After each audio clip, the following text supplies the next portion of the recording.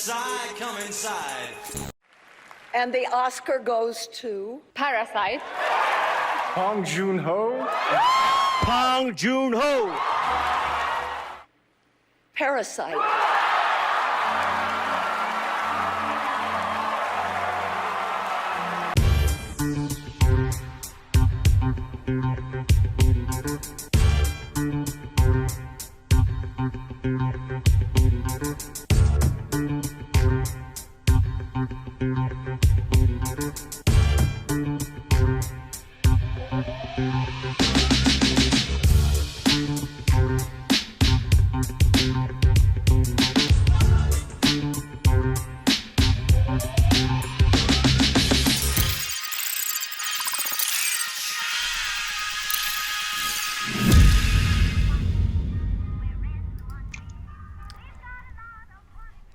Hello one, hello all. Welcome back to WILIscredia, the normal home for show business. As prior, 2 weeks prior, I come to you as CP. And you can hide me in Fuego from the Horror Show channel and in Fuegotainment. And I am Lindsey of My Two Cents of Nonsense, the guest host for the show the last few weeks while CP was in YouTube jail. Yes. I'm now in bad host jail, so I'm just back to being a talking head. Thanks for watching as always, though, You guys. did good. Yeah, if you guys want to catch up with the last 2 weeks, obviously My Two Cents of Nonsense, you can watch the previous 2 episodes of Show Business over on Lindsey's channel. And again, thank you, Lindsey, for taking over the duties. But if you're looking at us, you see it's a little different. We have 4 heads on screen, and we're actually legit now. We normally are just 3 white guys talking about movies, but we have a certified Rotten Tomatoes critic, a new perspective, Chauncey of Twisted Woman CKR. Chauncey, say hello. Hi everyone, I'm so excited to be here. We're excited to have you. So what? This is gonna be a good show. I'm super excited. What is it like actually contributing to those scores there for Rotten Tomatoes? Yeah, it's no fine. Pressure. I mean, you get email. Oh yeah, there's pressure, of course, because people question your legitimacy. How well do you know movies? Blah blah blah. But no, I'm not gonna say what. Oh, never mind. No, please. There's occasion, but it's just so, it's not like a cocky thing. It's just so like to beef myself up. So You're a journalist. You're a legit journalist. Imposter syndrome. I say, well, you can have your comment in the comment section while I add to the score of this movie. That's awesome. Yeah, flex. That's it. Get him. It's only to build myself up occasionally. Sure, and you're an award-winning journalist, right? Yeah. So that just dust your shoulder off and say, speak to my medal, sir. Yeah, girl, by all means, flex away. You've heard that. I appreciate that. So we appreciate you for many reasons as the pro on the show. And again, in case you haven't noticed, there's a new sex here. So we're hoping that, Chauncey, you can give us some estrogen perspective on certain stuff. Oh, jeez. So to the week that was, Birds of Prey won the weekend, and it pulled in $33.2 million. Bad Boys for Life came in second with $12 million. 1917 came in third with $9 million. Doolittle in fourth with $6.6. Jumanji in fifth with $5.5. And so the word around the campfire is that Birds of Prey is a bomb at $33.2 million. Chauncey, you saw it. Why don't you give us your summary of the film and if you recommended it on Rotten Tomatoes or not?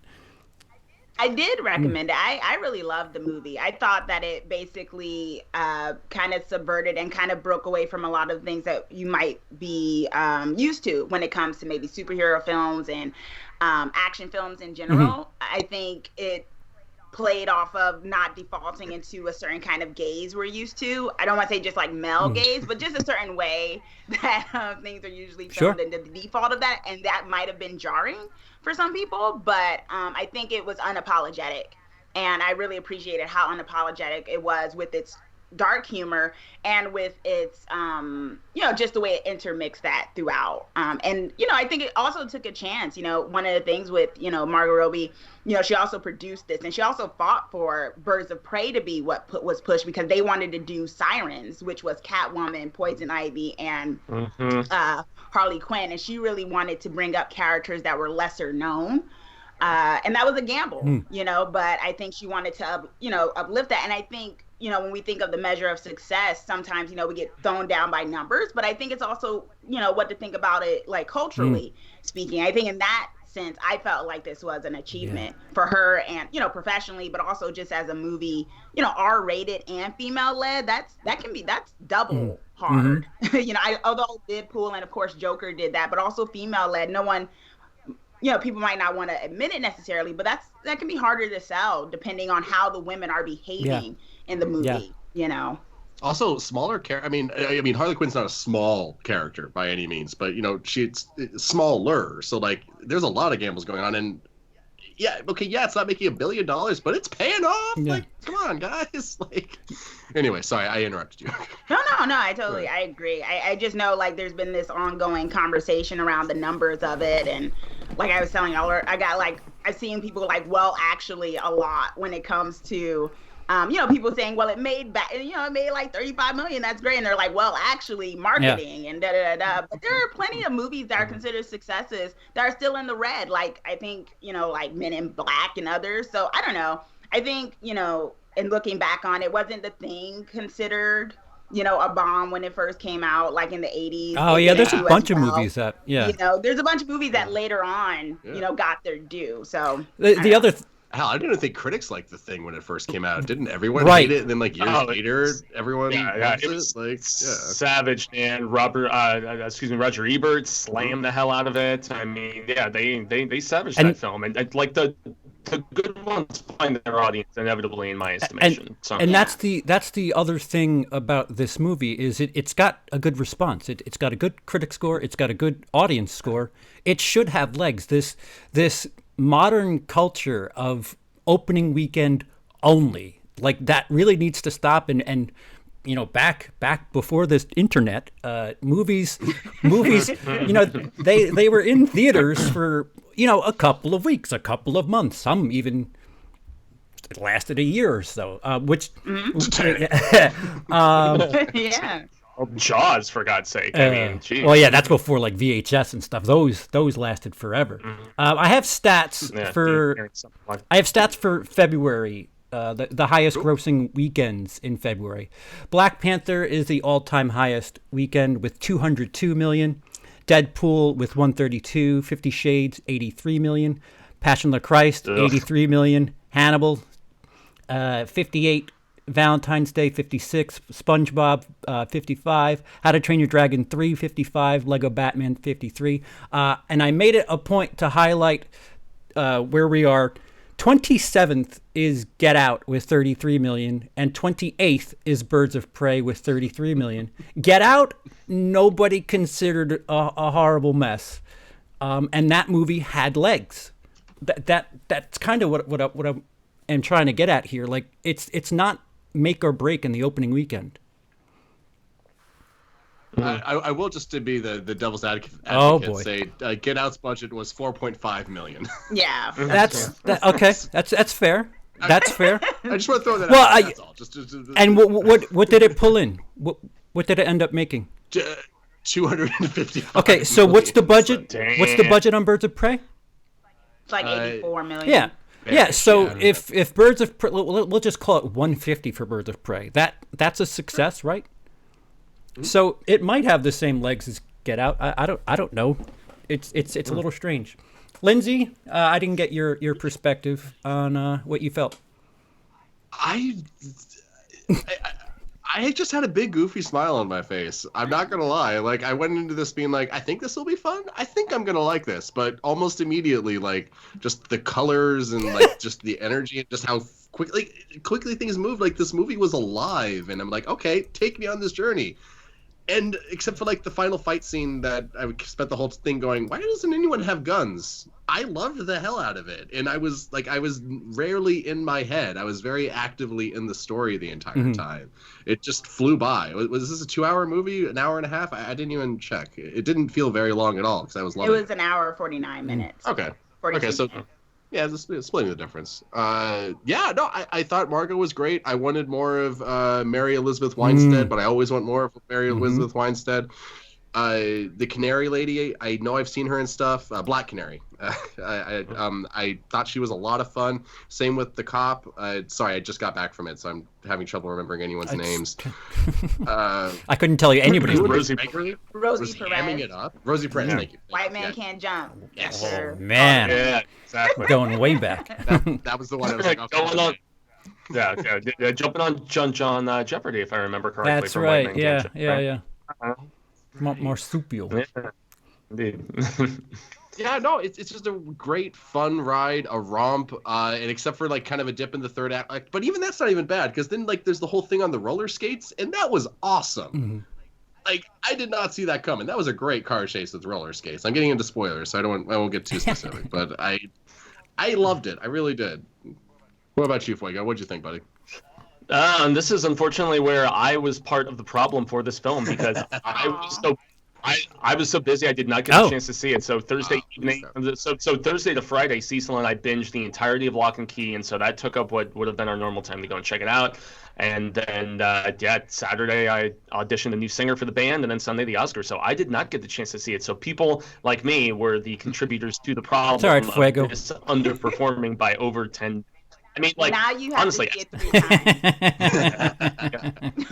times. put that A list to work, obviously. But yeah, I mean, it was tracking what 45 to 50 million, and then to just barely creep over 30. I know that they were expecting bigger results from this film, but that doesn't necessarily mean that it was like the wrong choice to make it R-rated and to do all this other stuff. I mean, most friends that I've talked to really enjoy the hell out of it. So I was trying to squeeze in before the event this evening, but sadly just got back from work just a little too late. I'm with you, Fuego. I haven't seen it. So something Cody told me, Cody Leach, who has seen it, he said that it didn't feel like it was necessary for it to be R. You two who have seen it, do you understand that? Agree with that? Disagree? Anything?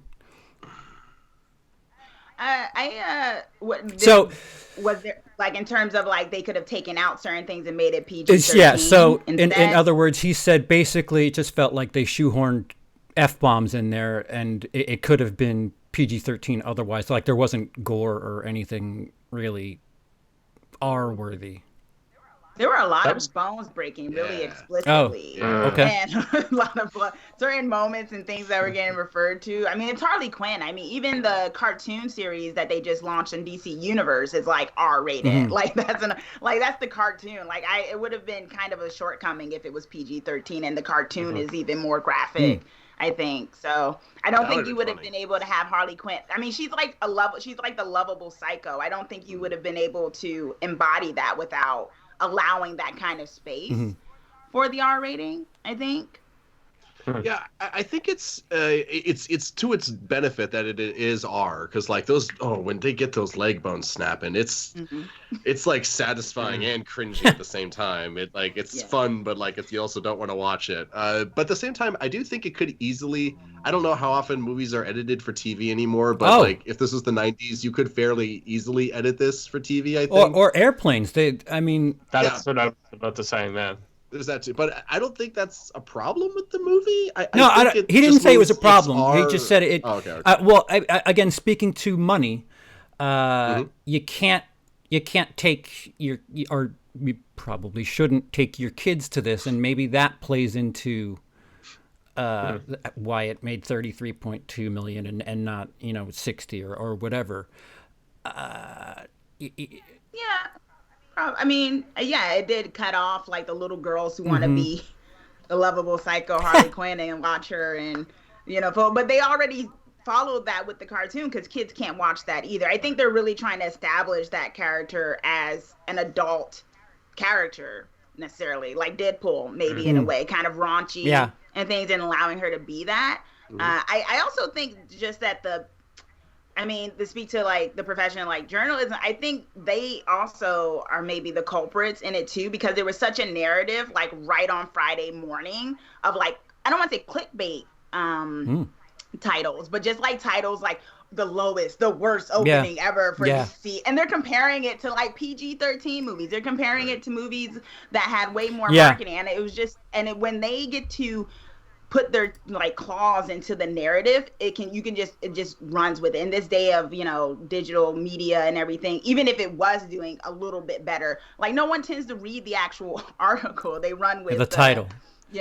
With the title, and it's like, oh, it's the worst ever. And I'm like, you're comparing it to like Shazam and stuff. I mean, it's like, of course, it's like slightly like lower than Shazam. I mean, that was a family movie. It is still. Yeah, and Shazam didn't do that much better. I mean, 20 million when you're, it's percentages and everything, but it's not that much better. And it's still early February. Like it's fucking cold. People, stay in sometimes. I'm not like making excuses for it, but you look at the hits of February, Black Panther and Deadpool, those are anomalies as far as I'm concerned. 50 Shades of Grey, that's a Valentine's Day movie for the couples. Valentine's Day, that's a Valentine's Day movie. Passion of the Christ, that was a big that was capitalizing on the religious holiday. And other than that, the numbers are like 50s, so it's not that terrible. But I mean, when you want a movie to fail, you look for excuses. Right. Well, and I'm guilty of this too. When I was in my early 20s, late teens, trying to sound like I knew what I was talking about with movies online, like everyone does it. I defended Watchmen till my dying breath when I was 19, and nope, that movie did not do very well at the box office. I can admit it now. Yeah. But so kind of what you're alluding to, there's this backlash movement on the internet, or YouTube especially, where that video, are we talking about now? Oh, we'll get to that. That's for the Oscars, but we'll get to that. Mr. Storm. Yeah, so he's you could put him in that grouping where people seem to thrive on the failures of woke Hollywood, and I don't know, should we put this in that category, like people are rebelling against it because they don't want to pay into a movie that features women? Do you think that narrative plays into it at all? Because I mean, there's been 2019 as far as I'm concerned was really heavy with the feminist, women getting that down our throat, and right down, finishing the year with Black Christmas, that was just no. So such a weird movie. Yeah, such a weird movie. Black Christmas. Yeah. So do you think that people maybe have a bit of a bad taste in their mouth, and they're just like, oh, another movie with women, I'm not doing this? I mean, I will say that like a lot of really successful movies from last year were very lady friendly. Captain Marvel. I mean, that started it. Captain Marvel is where it all started, right? Right. Yeah. True. But I mean, that's $4 billion at the box office between those two movies alone, right there. That's before we include other things. Yeah. So I have a feeling it depends on the movie. Like, I just don't think. What's the whole reaction that people have online right now of, oh, Margot Robbie's not hot in this movie, so I don't want to see it. Really? Yeah, that's the whole there thing. are some of those where they're like the costumes of the women wasn't sexy enough. Okay. It's painful, man. Like, come on. Like, I mean, was that the reason though that Suicide Squad made like $100 million? Those booty more shorts, in man. its opening weekend. I mean, maybe some like Will Smith power a little bit. Maybe. I mean, Jared Leto was it was around the time he just won an Oscar too, and new Joker and everything. I mean, I don't know. I still commend her for wanting to not go the Gotham City Sirens route and actually put focus on characters like Huntress and ones that aren't these big time names we've seen on screen previously. Yeah. But But I agree. Well, I had never heard of Huntress before, and I wanted to see more of her. So I completely agree. She was in the Batman Predator 2 had Huntress, and she's badass. So a slight difference. Suicide Squad had a fantastic trailer. I mean, if anything, the marketing for Suicide Squad was way better than the film itself. Yeah. I can't I can't say the same for Birds of Prey. I don't think the trailers did enough for it, perhaps. Well, that trailer for Suicide Squad put Queen back into the public consciousness so significantly. I mean, come on.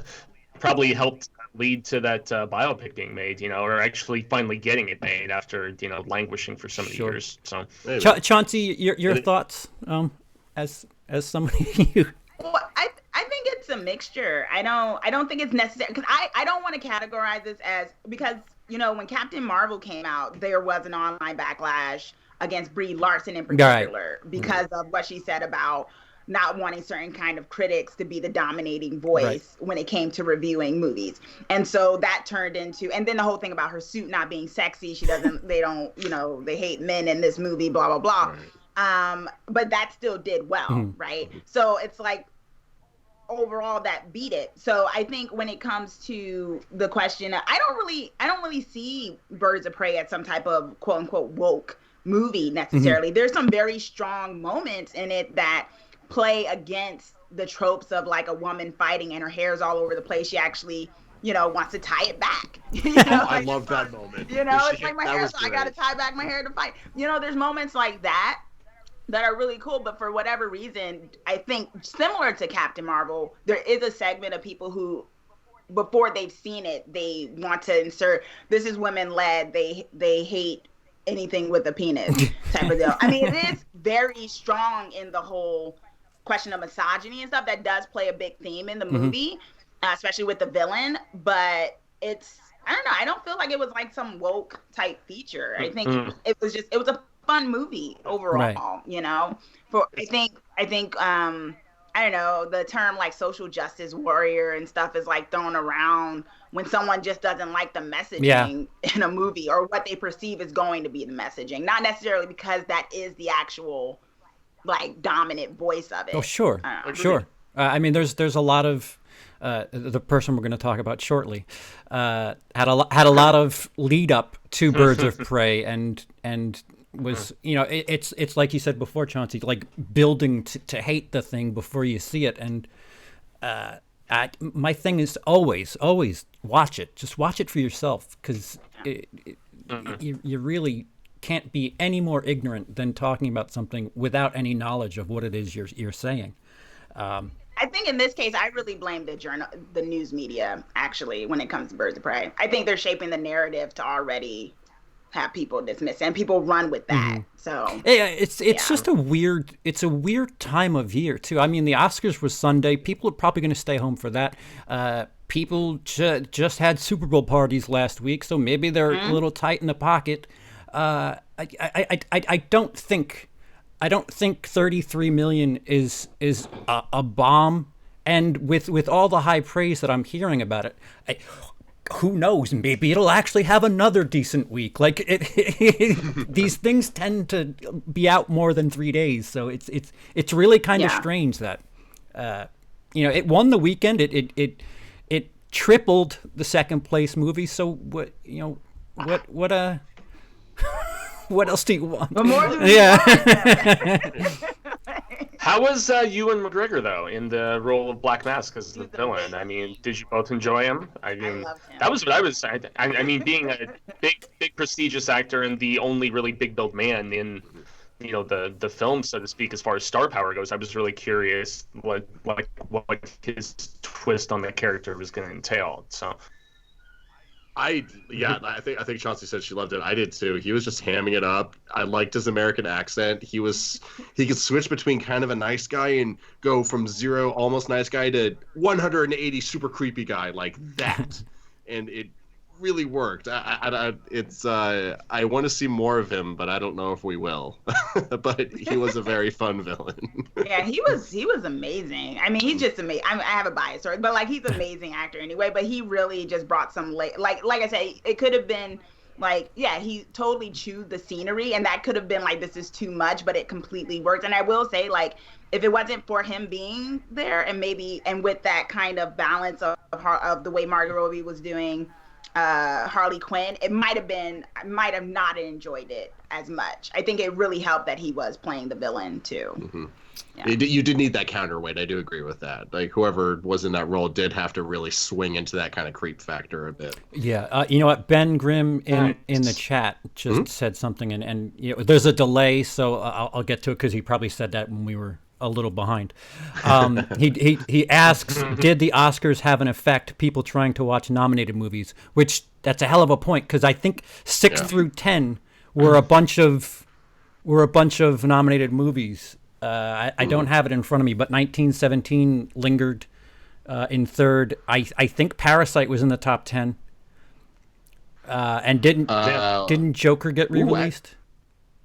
Only 2 of them are actually in the top 10 right now, unless I'm missing something. 1917 and Little Women. Okay. And where's Parasite? Parasite and JoJo 11. Okay. JoJo is 12. And everything. Ford v Ferrari is in 20. Some of these are on 27. Yeah, some of these are on home media too. So like you could just buy it. Like never mind the theater, but yeah, that. Yeah, I was gonna say Parasite's at Redbox now, if I'm not mistaken. So I mean, you can just go right to the well. Yeah, Parasite, Joker, those are all available. You know, at your local VOD-ery.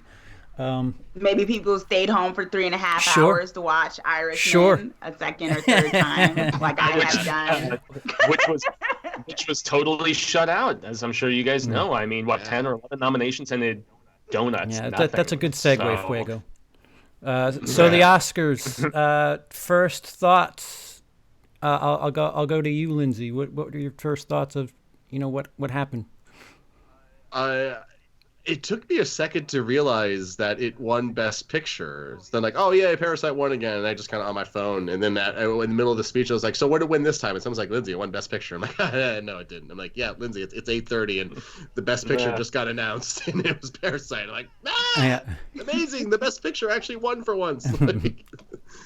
Or one of the better movies. It was between Jojo Rabbit and that for me. But I was so happy. And the fact that it just kept sweeping and he just kept getting up there, and the fact that every time he got up there, he's like, oh my God, I've got to say something again. Cue my translator. Like, come on, what am I going to say at this particular part? Yeah, Bong Joon-ho, I'm going to say this, is the most adorable human being. Like, that picture of him making his Oscars kiss and stuff like that. Like, I love that man. Is it Bong Joon-ho or Pong Joon-ho? Because it was said both ways last night. Oh. I'm assuming it's Pong. I don't. Yeah, two people said Pong, and I'm curious. I mean, I finally figured out how to say Shorsha, and I just want to know how to pronounce these names. Sorsha is a good one because she's going to be around for a while. Yeah. She's so dang good. But it was also so weirdly streamlined. Did you guys notice that? Like, they just no time until Joaquin got up there. Just keep moving. Just keep. Oh, they were running late, like really late. Like, they were half an hour late. Oh, I didn't even notice that. Okay. Which is weird because they don't have hosts. So, like, what's the excuse? What are you guys tangled up for? Fuego, what did you think of the Oscars? Well, I mean, shock with the Best Picture, in all honesty. I was pulling more so for JoJo, but I knew it was just so controversial of a film with, some of its topic. As I knew they were going to go, Renee and Joaquin, they had it locked down, and even if I thought Pacino's performance was better, I felt like Brad was definitely going to get it for the sheer fact that all 4 of those other guys had already won Oscars before. Anthony Hopkins won an Oscar before, and Pesci, all those guys. And I actually just watched The Two Popes this past weekend, and I really enjoyed that film, so much more so than I was anticipating. It's weird, dry, like deadpan humor was so much better than I was anticipating. Like the chemistry between Hopkins and Price, right? I want to say they were terrific. And once again, Netflix not getting a lot of love from the Academy. I mean, they got shunned. They had their Marriage Story, Laura Dern. They had their first. It's the first time they've had an actor win from a Netflix movie is Laura Dern with a supporting actress. So, Oh, interesting. I still felt Scarlett should have taken that man, but that's just personal opinion. Original song. Rocket Man. Yeah, it didn't get an acting nomination like everybody thought, but of course they give it the little consolation, just like Taika getting the adapted screenplay and everything. So, there weren't a lot of surprises for me per se, but I guess as a whole, I was just properly satisfied. And Parasite is a film that it was just built up so much for me, and so the burden of expectation weighed very heavily when I finally sat down to watch it, and I really liked it but didn't love it. And I don't know, maybe upon a second viewing I would be a little bit more on so board, wait, you weren't surprised by Parasite taking 4 Oscars? I knew it was going to win international. Right, Everybody knew it was going to win international. Just like that kind of went without saying. I was a little more surprised for director, and like we were talking about off camera before we actually started filming, I felt like over the course of the broadcast, momentum was building for Parasite, and so by the time it finally got that Best Picture at the very end, I don't even think Bong was as surprised as a lot of people were, because he probably felt it himself, and I loved what that older South Korean woman was like, I love his hair, I love his sense of humor, all this different stuff. Like it was so cute, and it just the elation there, and it's as monumental as could be imagined, because the first non-English language film to win a Best Picture. 92 years. This is the first time. Yeah. Ginormous status as it gets, man. So it's a very, very good movie, and it was really the third act for me where it shifted gears significantly in tone that I didn't enjoy as. Oh, really? First two thirds are so whimsical and so fun, and the whole con artist type thing, and then it shifts gears significantly, and it was ironically the back half that I didn't like as much. I didn't feel like the tones meshed as well, but that's just personal opinion. Art is subjective, as I constantly contend. So, Chauncey, what about you? I don't think I was too shocked about a lot of I had my issues going into the Oscar just because who wasn't nominated, just on my own personal go on. I wanted Uncut Gems to be in there because I love that film, and I was like, Adam Sandler was robbed, and I never thought I'd say that in my life about Adam Sandler, because I'm not like the biggest fan of all his stuff, but I was like, they should have got nominated. That was a wonderful film. I also thought Dolomite should have got something for like costuming and other things, and I felt they were robbed. So I was already like, I kind of felt like going into it that they picked kind of the ones that everyone had already been talking about. So I guess for me, just like with Best Picture, because everyone was talking about Parasite, and I just felt like, going into it, Once Upon a Time in Hollywood, all the other, like I just felt like I wasn't going to be disappointed in any of those taking it. So it wasn't like, I didn't really have too much of a stake in the game of like really being upset, except for wanting the Irishman to win. Because I love that film. But like others said, that might have been just because, the actors are, veterans and stuff like that. So, but yeah, other than that, I thought it was pretty tame too. It wasn't, usually you have controversies the next day or something like that. We've got controversies, but not at the Oscars. Not at the Oscar. I love Chris Rock and Martin's like opening. I thought they touched on a lot of things and kind of played on stuff. So I like the in-between acts, the performances were really spot on, but other than that, it seemed pretty tamed. And you just kind of figured who would win. I kind of want to compare the not so leaked prediction that the Academy Awards put out on their Twitter and quickly delete it. Like they did this thing like predict, and then they put up their own, and then they quickly deleted it. And I haven't had a chance to like compare. Maybe it was a real leak because they deleted it for some reason once it got put up. So. Yeah, I was reading an article on Collider about that. They're like, oh, did the Oscars actually just put out their own predictions for the ceremony? And it was just unheralded in that regard. But yeah, because it's a conflict of interest for a bunch of reasons that you can bet on the Oscars. So like that it corrupts some aspect of whatever Vegas is doing with their whatever it is. So yeah, this is the first time. Well, it wasn't completely void of messages and soapbox moments, but it was like Chauncey said, it was tamed by other years in comparison, but so. Well, I know Joaquin rubbed some people the wrong way with his kind of meandering discussion up there and stuff, and he was like epitomizing the whole what Gervais was making fun of. I mean, just going up there and just being very, very much message driven and everything, which is cool, shaking his finger at Hollywood, kind of. Yeah. Well, Brad Pitt sort of did it too. He just did it really briefly. About like 45 seconds. That's more time than Boeing. Like, so he kind of threw his dig in there as well, which I liked, but but he kind of kept it moving. Joaquin, he's just bad at giving speeches, period, because of his social anxiety or whatnot. So I think everyone just kind of gave space for that. But yeah. Wasn't it Joaquin who in an interview one time talked about a frog crawling out of his scalp or something like that? What? I think it was maybe it was the Oscars or something like that. Someone tried to interview him on the red carpet, and he was very obviously stoned or something, and he started talking about something crawling out of his scalp.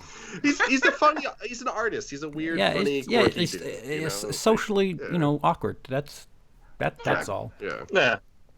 Yeah, well, I mean, he went on Letterman in character when he did that hip hop movie. Remember? That weird documentary style, whatever that was. About that. Yeah, but you could tell his like nervousness when he walked up to accept the award, and he's like, "Sup?" I laughed my ass off. He was like, "Sup?" And I'm like, "Oh man." Whereas Brad Pitt has people actually write his acceptance speech for him and everything. I mean, Joaquin's just off the cuff, man, which I can kind of respect. So yeah, so since the Oscars itself was kind of tamed. The news came from one of us, a YouTuber. Me, it was me. I did it. You were that guy. I was that guy. Robert Storms, a movie YouTuber, released a rant minutes after the Oscars, where he goes on a tirade about Parasite winning Best Picture, and leads with the fact that he hasn't seen Parasite. He's honest. Give him that. He's not being misleading. Chauncey, you brought it up before. I'll give you the floor. What the fuck? I watched it, and I don't know, I have a weird, I know some people are calling him incel and straight up just racist and whatnot. I don't know. I didn't exactly think it was racist, if not just more ignorant, because I don't think he was saying it necessarily because of the race. I think his thing was simply, if you already won foreign film, why would they get to, well, he really was pulling for Joker. So it's so why would it beat Joker? That's kind of what's there. And I just thought there was a lot of ignorance there, and just a lot of kind of you got your award, this is our thing, and then in that sense, it was probably more xenophobic than anything. I don't know if it's necessarily race. I don't know. It was just one of the things. I mean, he was very passionate. It was just very ignorant. It was just super, but there's a lot of those around. I don't know. I in a weird way, you understood his logic, not if you agreed with it or not, but I got his logic, because it was that's the highest thing for a foreign film. Why then would it be allowed to beat the regular films? But then it goes into the whole thing of what constitutes a regular film. What's the default for a regular film? And then you do kind of descend into xenophobic, maybe racism kind of deal. Well, haven't animated films been nominated for Best Picture in the past? Beauty and the Beast, and I think one of the Toy Stories. Yeah, did, so right? I mean, three. Same argument there. Then no, if it's the best animated picture, why should it be nominated for Best Picture? It sort of makes a point, but it's the best foreign language film, but it's also the best film.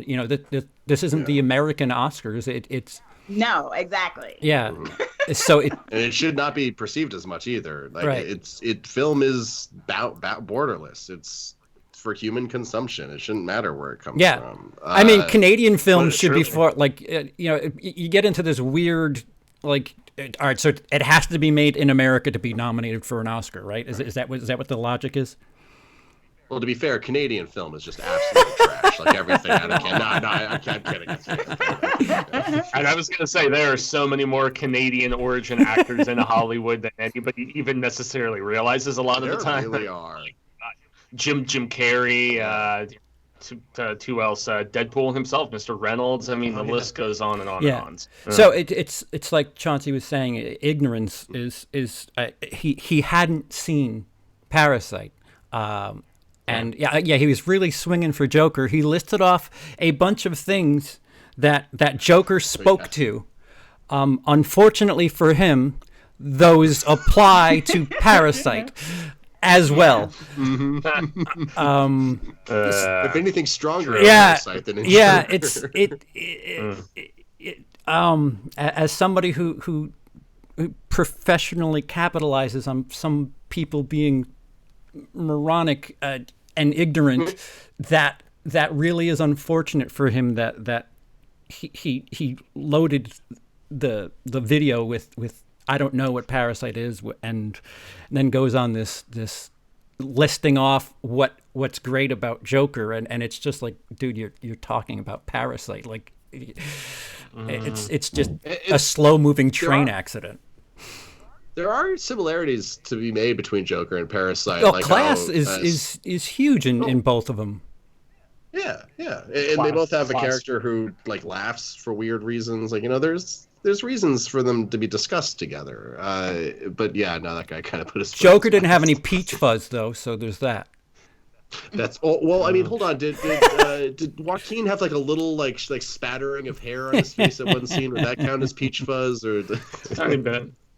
Lindsay, what were you? No, I mean, a video like this. Sorry, No, go ahead. I just interject real quick and say that like a video like this trending to the degree that it does, it's just an epitome of this like rage culture that I think is way too big on YouTube. Like, you know, the whole like, I just want to like rant and go nuts about something. I mean, Angry Joe reviews, who Cecil likes, and you know, people who just have these like just rant kind of just hate fests on stuff, and it's not a segment of the culture that I'd like to be associated with. It's like, even as like, you know, going back to when I was a music critic, like I always tried to look at stuff objectively and be like, okay, even if I'm not necessarily enjoying something, I still want to look like listen to somebody just piss all over something. Stop, it's a bummer. Even though I'm not necessarily enjoying something, re-say everything you said after that, because it really got jarbled. Damn. It's just like popular within the just YouTube culture, the alleged like critic culture, you know, for anybody who's covering entertainment of any variety, whether it's music, whether it's television, movies, whatever. You know, there's an Offspring song called "It's Cool to Hate," and it's making fun of hate culture and the fact that people just love pissing on things, and you know, not trying to look at it from different angles, and you know, in a critical fashion, just focus upon nothing but negatives. And I don't like that sort of approach. That's, once again, just me personally, you know, but it's a big thing on YouTube, man. Angry Joe and all those different people who just rant about stuff. I mean, I know there's a niche for it, and it's very viable, but, you know, what are you gonna do? I mean, I joked about it earlier when I introduced Chauncey, but when it comes to critiquing films, when it comes to having a voice and being trusted or respected or somebody that people go to, who has the right, I guess is the question. Like, where should credentials start when it comes to, you know, being a critic like that? Like, first of all, not seeing Parasite, like not seeing the thing you're talking about, like that automatically. Yeah, that's one. That's a big X. You need to start there. Knowledge of what you're talking about, I think, would be a bare bones thing. But like what else should give people the right to speak from a critical perspective? Well, if I just not jump in, I do think I like to think of film criticism as something of a science in a way, because you have a hypothesis or whatnot, and you're saying, I have a very okay. So when I do my articles or whatnot, I start with, this is my argument that this was a good movie or this is a bad movie or this did this, and then I support it through examples, usually non-spoilery, but in dissecting structure of story structure, and there are people who don't do that.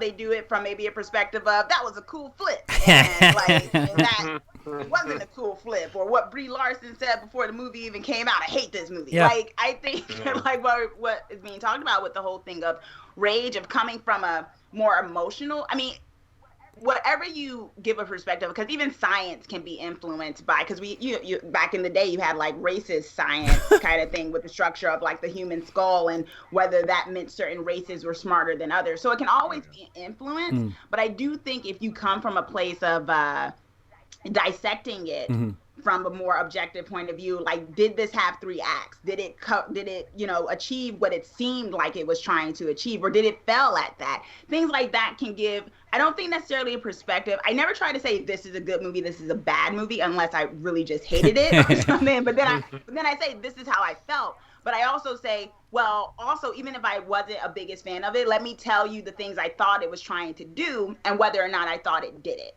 And I think when you do it that way, it's a lot harder. I just find it's a lot harder for people to argue with me, necessarily, in the sense of like, you don't know what you're talking about. Because I'm like, well, in paragraph 4, I explained why I had this perspective based off of this scene. Right. And I do think there is, on both ends, like, just like this guy, they're calling him incel or whatnot, just like this guy when it comes to Parasite. On the other end of that, before Joker even came out, there were a lot of pieces that were saying, we don't need another movie about a white guy who is socially awkward, or it's just like things like that, where people were just really counting out this movie, saying that it would encourage incel culture, guys who hate women, and there was a whole thing about shootings and stuff. And Joker, when I really thought it was like a condemnation of the Reagan era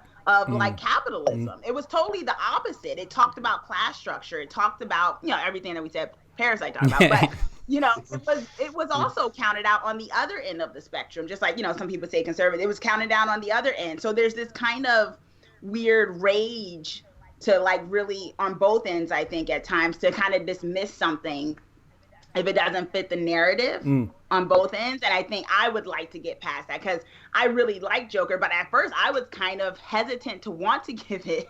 So I had to like make sure I came correct in why I thought it, because I'm like, people are gonna, call in to question my SJW card if I like but I really liked it, and that's what it's about, So. Yeah, it's strange. There's a subculture of critics that really value a certain type of film, a certain subgenre. Comic book movies seem to get disrespected a lot if you listen to these people enough. And I again, just having a bunch of gear and being a really strong supporter of something, I don't think that makes you a critic. Just because I have all the books doesn't mean I'm a library. I think education needs to play in somewhere, and not favoritism. You're kind of hitting it right. Sorry, I think the education is a big part of it, and I don't mean like I really haven't done much college, so I'm about to put my own foot in my mouth here. But like the devaluing of education has led to a point where people just, how do I say this without sounding like a complete pretentious douchebag? Too late. So the fact that I've already said that means I've already lost this battle. Yeah, just push through. Get it out. Own it. So, you can't just look at a movie that's like Birds of Prey. Like some people, they can't look at a movie like Birds of Prey and be like, oh, that looks like a fun superhero movie or kind of a weird crime movie or whatever. They have to. Some people, their immediate reaction is, oh, it's it's feminazi pushing the SJ. Like, we just need to get beyond that. Where, like, politics aren't art. All art is in one way, shape, or form making some kind of political stance. Even when you're not making a political stance, that in of itself is arguably a political stance. But that shouldn't be the purpose of the art. That shouldn't be like the deciding factor of, like, it should be the story, it should be the characters, it should be how it's telling those things, whether or not the characters are connecting with each other or they're just like voids that are just moving through the story. Well, and I'm the guy that's always like calling out, like, hey, I like this movie because it's got this subliminal message, but like that's not the reason why I like the movie. There's a lot of other factors to go into it before you get to any kind of political messaging. And well, sure. Like we say it a lot on this show. A message shouldn't be the top of the cake when it comes to a movie. That, like, if you can layer it in there and have it be subtle or subtext, that's what makes having those subtext in film, that's what makes it easier to receive. Like, I don't mind watching a movie that tells me I'm a piece of shit, just as long as it's a good movie. Make a good movie, and oh wow, I'm really an asshole. That movie showed me something about myself. That whatever. That's just good storytelling. Right. Period. Right. Yeah. That's storytelling. If someone's good at telling a story, even if you feel like complete shit at the end of it, you're like, well, give me more, sir. I enjoyed that lashing. Yeah, exactly. Of like whatever you told me, because that you told it well. Like if you know how to tell it well, that's just good storytelling. Yeah. Right. Yeah, I think we were talking about like some months ago on another stream. It was like the Us movie and how there was the issue of I was being told. I think we talked about people were telling people you have to watch it more than once, and I was like, I don't think I should have to watch it more than once. Because I think if you told the story right, I'd get the majority of it the first time, and I stand by that because I think that's good storytelling. Yeah. I like that you brought that up, because I think I would like Joker more if I watched it again, but I don't really kind of want to watch it again. Like, I didn't hate it. I'm over it. I want to move past Joker at this point. Like, I don't want to dwell on it anymore. I think it's just sorry, go ahead. I know. I was just gonna echo what Lindsey was saying about just film criticism, and I feel like proper training and structure. And I mean, in just actually approaching stuff and backing up your point and stuff like that. I mean, if as a print reviewer back when I was doing it, it was like, okay, you basically put together your thesis statement right off the bat, which is your consensus of feelings about it, and then you back up your points and so on. And I mean, that's where it's almost like the Jay and Silent Bob Strike Back mentality, where it's like the internet is giving everybody, the outlet to bitch about films and blah, blah, blah, and so on and so forth. And so, yeah, you have your like makeshift critics, people who are very popular for the, rant approach or whatever the hell it may be. But there is something to just getting like clear credentials and having the respect if you are approaching it with the proper structure and knowledge is all of that other stuff. Knowledge is power here. Like that ignorance is incredibly weak when it comes to critique. I am not well educated on sound. I don't know what the difference between sound editing and sound design is. So you know what I do? I shut the fuck up about it. I don't know anything about sound. You can talk about those Oscars all you want. I have nothing to contribute. But they actually talked about combining that into just one award for sound, because of the fact that like so many people are just unaware as to the nuances of both of those different categories. Right. So people voting probably don't know.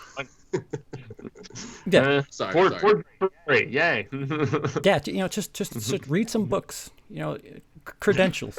We go on camera, right? Yeah. Just come from a place of knowledge, I guess is the best way to put it. I do think people like the echo chamber too, though. It's not just always the reviewer. Some people like listening to people who they agree with. Oh, absolutely. Period. Absolutely. Like that's just going.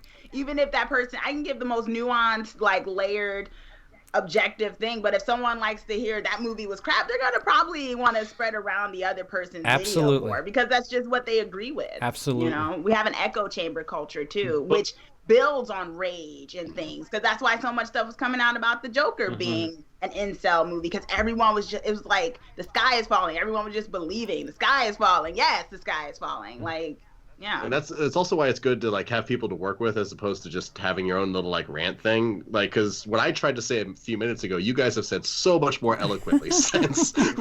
So thank you very much for being supportive. Real quick, Aaron, $9.99 super chat. Thank you very much. Good stuff, y'all. It seemed like Joaquin was drunk during his speech. Well, Will we ever? You don't say. Will we ever have a time when people realize that a movie is just a movie, love it or hate it, it's just art? That's a very interesting question. We might. I don't think we're anywhere close. I think a lot of things are probably have to change on a societal level, or at least we're gonna have to get more adapted to the new streaming YouTube stuff, because I think that's what's contributed to a lot of this stuff is Twitter and YouTube. And so yeah, I guess we're part of the problems ourselves, but I'd like to think that we're the right end of the spectrum of this problem. You know, people like us, people in our universe, have too much power now, I think, is the problem. It's not word of mouth that drives certain aspects of Hollywood. It's this backlash culture. It's this. I mean, who knows what Warner Brothers would have done with the DC universe if it wasn't for the internet? Who knows what Disney would have done with Star Wars if it wasn't for the internet? Like, I mean, what? Who brought it up earlier that they're actually changing the name of Birds of Prey? Yeah. Yeah, just to like, you know, it's they're doing a lot of things on the fly, like and don't you have like marketing and research to figure this out? Like, what? There's so much knee-jerk course correction that constantly transpires, though, man. It's really crazy. And so people that if you scream loud enough, you're gonna make a difference, and that really shouldn't be the case. No, although I'm very happy that they changed the design of Sonic because people were problems with it. So sometimes it's okay. Yeah. But also they should have known that didn't work before it hit the trailer. Like, no one in design was like, this is shit. You know, like, he doesn't look like. So I mean, yeah, like, why wait for public sentiment? So I definitely right. That. And on the subject of the title change, this is how many movies within the, because we got Sonic, then we got Cats getting its patch, and now we have the Birds of Prey movie being changed. Why are all these movies getting day one patches like they're video games? Yeah. Like, I always bring up how movies are becoming more like the video game industry in the worst ways, and you're just lending more credence to my argument. Stop Well, it. the thing about Cats is, like, really, really weird. Like, did nobody proof that movie? Like, how do you let a bare hand get through like that? That's quality control. How does that happen? Because they changed that movie so much and so frequently that when critics finally saw it, that was also the same day that the director saw the final. Oh, that's awful. Yeah. You got to move the date. Like, that's the other thing too. Like, and congrats to Sonic. We'll be talking about that in a hot second. That's coming out this week. No, we will. Congrats to them for moving the date. Since when are dates so firm with these movies? I don't understand that either. Oh, we don't. Well, Cats, are they trying to win an award? Sorry. Oh, Cats, I think was, yes. Yeah, it thought it had potential. But, like, you know. Well, I mean, based on the cast in place and everything, the notoriety of the musical itself, I'm in the minority. I didn't hate Cats when I saw it. I liked it. I didn't hate it. I actually thought it was all right. It was all right. I haven't seen it, so I can't comment. I do really want to, but I haven't. I had a few drinks before I watched it, so that might have. Oh, there you go. But I really enjoyed it. Nice, I mean, nice. There's like a couple pretty solid songs in there, and then there's a couple other sequences that are just absolutely bonkers, you know. But in any event, it wasn't the train wreck. Everybody, once again, the burden of expectation. I went into that movie thinking it was going to be the biggest hot pile of garbage ever, and when it wasn't quite that, it was more enjoyable than I imagined. I was like, okay, well, you know. It's the opposite of the spectrum, I guess. That's what's unfortunate about, like, Lindsey knows this very much. John Carter is a movie that I really, really enjoyed, and That's something that I wish came out today, because if they released it this weekend, John Carter would be called John Carter of Mars by the second weekend, and perhaps more people would have went to see it. But you know, that's a Yeah, that was with Gambit, right? Gambit, or Taylor Kitsch. Oh boy, he was in the yeah, that's right. Yeah, Taylor Kitsch. Yeah, the OG Gambit. Yeah, that's right. He was Gambit. I always forget about that. Yeah, that Channing Tatum. I don't think that's happening. Origins, man. So we spoke about it. We'll might as well lead into the weekend coming up. The two major releases for the Valentine's Day weekend are Sonic the Hedgehog and Fantasy Island. And nothing says I love you like Sonic the Hedgehog or Fantasy Island. Man, I hope James Martin Masters gets like a whole bromance going on with Sonic, and they're like rocking around, like holding hands, like being quippy. Like that'd be the romantic movie of the year for me. So let's eat the smaller portion of our meal first. Fantasy Island, which is apparently it's based on the television show, but it's adapted in a horror light now. Master, the plane. I don't know. Well, I mean, I have watched not been Fantasy very. Island, everyone always died, so I don't. I mean, it's weird. That's all I got. It's weird. Well, I'll start with you horror focusers. What thoughts are you psyched for it? Do you have anything for Fantasy Island? Blumhouse PG-13. I mean, unless it's like Happy Death Day or something, I'm just really not so into what they've done. Truth or Dare and some of these others. I don't know. It's taking a property that the average tween kid who this is being marketed for isn't going to know what the hell Fantasy Island is. So I'm really just kind of scratching my head about this film. And I mean, Michael Pena, yeah, he's great, but he's playing a villain in this, so he's not doing the happy-go-lucky, Ant-Man sort of approach. And I've found myself enjoying him more as a comedic actor than a serious actor, and he's done his fair share of horror over the years too. But yeah, I'm probably more interested in Sonic the Hedgehog than I am Fantasy Island. Michael Pena was good in End of Watch. That wasn't too funny. Yeah, he was in that. Yeah, I forgot about that. Chauncey, what's your perspective on Fantasy Island? Yeah, I don't have much to make of it. I think it seems mysterious. I mean, if I'm familiar with the namesake of it. I didn't watch it. Yeah, it was a TV show like that had a little person. I mean, that was the big thing people remember about it. So like coming into it, I'm like, this looks like, honestly, if you don't even know if it's referencing something else, I think you would just think this is a movie about people who end up on an island and some weird stuff is going on. I don't know why they needed to call it Fantasy Island. So I'm going into it very open, but I've had some, I think it's hit and miss, that like Truth or Dare that was brought up, like that wasn't very good. The sci-fi version of Truth or Dare was way better in comparing, and those movies came out like around the same time, and that was a way better film than Blumhouse's one. But there's some decent ones. I just don't have any. I don't know. I'm more excited for Sonic. Sure. Just because I love Sonic, and I'm just so excited for it because I'm just like, I just love everything I'm seeing about it. So I think it's gonna be a hit. Yeah. Lindsey, Fantasy Island, any?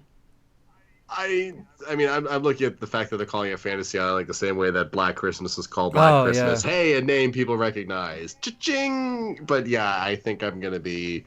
If I have to only see one of them this weekend, it's probably going to be Sonic, just because I think that's the more interesting story to talk about at this point. Yeah, Fantasy Island is a TV show that was off the air by the mid '80s. So it's like Fuego said, you're playing to a PG-13 audience with something that 50-year-olds remember fondly. Like I don't understand why using that name is important, but what kind of show was it? I always had in my head it was a reality show. No, it was it was an adventure show of sorts. It was like different guest stars came on each time, and it was just one of those like Love Boaty type shows. Magnum PI stuff like that. Knight Rider. The plane. It's a little guy. Plane Boston. That's really it. Plane. Oh, so he passed away. That right? Yeah. So the big anticipated movie of the year, thankfully, which got pushed back from last year, Sonic the Hedgehog. Yeah. I love that you guys talked about the fact that it's cool that they pushed it back, because I really do respect the hell out of that. Like, Justice League might have been saved if they pushed it back. Suicide Squad might have been slightly more watchable if they pushed it Rise back. of Skywalker. Oh my God. Like, I started on that. I know there's like costs involved, like especially for like distribution costs. Like I guess it's like the sunk cost fallacy. We've already paid for this, and this to do this on this, and this date, so we don't want to have to then pay that, and that to do this on that, and that date. But at the same You're gonna time, lose like, money. if it's good, yeah, exactly. Like it's lose at that point. Like, just take the gamble and see what happens. But maybe that's why I'm not the head of a studio. Chauncey. Well, I mean, at the end of the day, it can't be as bad as the Mario Brothers film, right? I mean, I love that. I like that movie. Yeah. Thank you, Chauncey. I like Mario Brothers. Chauncey, you said you're excited about Sonic. I am, but I think it's just like my childhood type aspect of it, and then they redesigned it. I was actually one of those people who, when it first came out and they showed it and I knew he looked bad, I was also someone who was still defending it. I'm like, you guys just got to see the movie and don't do it. But then when they changed, I'm like, thank God they changed the I was still going to watch it, but it's really great because I want this movie to do well. And, yeah, Tika Sumpter is in it, and I really like her as an actress. I love the that there's a young Black woman that's in it too. I think that's really cool.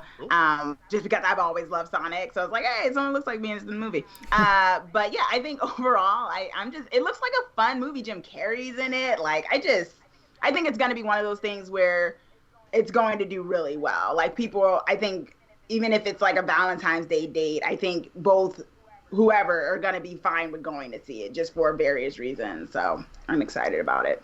Actually, quick question, because it just popped in my head. Do we think Birds of Prey was released today or this week and not this week, coming week, because it's a movie about a breakup as opposed to like a romance? Like, they didn't want to release a movie about a breakup on Valentine's Day? I don't think that mattered. Yeah, I mean, counter programming on Valentine's Day, man. People love to get people love that. I watched Closer on Valentine's Day, and I'm just like, oh, nice, okay. That's right. Yeah, Closer was released around that time, and that's a rough one. Yeah, what you talking Blue about? Valentine or something. Fuego, excitement, Sonic. The mild level. I mean, I was one of those guys who I praised Sega through and through. I was a Sega guy as opposed to a Nintendo guy. Yes, I had both systems, back in the 90s, but I was like a big time Sega apologist, whether it was Saturn, Dreamcast, all that stuff. And I was really sad when they stopped making consoles, but the games have continued, and he's not as iconic of a character as Mario, for instance, but nonetheless, I mean, Jim Carrey as Robotnik, man, like that for me is like a big selling point, and just see him ham it up and be we haven't seen Jim Carrey like this in a long time. It's been a hot minute. Yeah, so I don't know if I've seen him in a movie since Kick-Ass 2. Am I wrong about that? That's possible. He was doing that Showtime series. Yeah, I think it got canceled. Did it get canceled? Yeah, where it's like the darker version of Mr. Rogers or something, Kidding? right? I think it's called Kidding, right? Yeah, I never saw it, unfortunately. Yeah, ditto. That's a hell of a pitch right there. Dark Mr. Rogers or Jim Carrey. I want to watch that. Well, too late. Let's go off the air. Too bad I didn't hear about it 3 years ago. So, Birds of Prey, Sonic, Fantasy Island. I don't think Fantasy Island is competing for first. Do we think Birds of Prey has a chance to repeat in first, or is Sonic that strong? I'm conflicted. I'm honestly conflicted. Anyone got a coin they can flip? Like you said, counter programming is always very big on Valentine's Day, but I guess they're both counter programming. Very much so. You know what? I'm gonna say Sonic takes it. I'm gonna be the guy. I'm just gonna say Sonic takes it. Boom, flag down, the towel thrown in, or whatever. Okay. Yeah, I don't think Birds of Prey is going to dip very much. I think it'll still probably make somewhere in the 20s. And, Sonic maybe does close to 40, 30s-ish, probably the same kind of numbers that we got last weekend from, Birds of Prey. But it's not going to be a big one at the box office, in my estimation. So, I mean, Fantasy Island might be lucky if it makes 10 or 12. It's just not a property that I think people really care that much about. No, especially the way they set it up. everything about that movie confuses the hell out of me. I don't know what they're doing. Yeah, I don't know if it's supernatural or science or what. Yeah. I've seen the trailer several times, and I still don't really know what's happening. I know it's horror, and it's like on an island with couples. That's literally like I thought they were doing a movie like that Vince Vaughn movie where they all went like couples vacation, couple retreat or something like that. It felt like that. I'm like, oh, why are we doing another one of these? But it's not a comedy, I don't think. Well, also Sonic is like a family movie too. Like I think like people can bring their kids and stuff to it, which is going to be a little different from Fantasy and Birds of Prey. So if the people who have kids want to go out for Valentine's Day, they can. I don't know if they want to take their kids, but do we think there's? I got cats. I can't. Like you don't take the cats to the movies with you, like a little bag, like. No, they don't let me. Oh. What about the possible hangover of the backlash on Sonic? Do we think that the fact that it was trending for all the wrong reasons a couple months ago might keep people at home? Well, I think the opposite. I think people are going to be really interested to see this. At least like film people that like they're going to at least want to see what this movie ended up looking like. Even if they don't think it's going to be good, they'll at least be curious. I could be wrong, but that's my sense.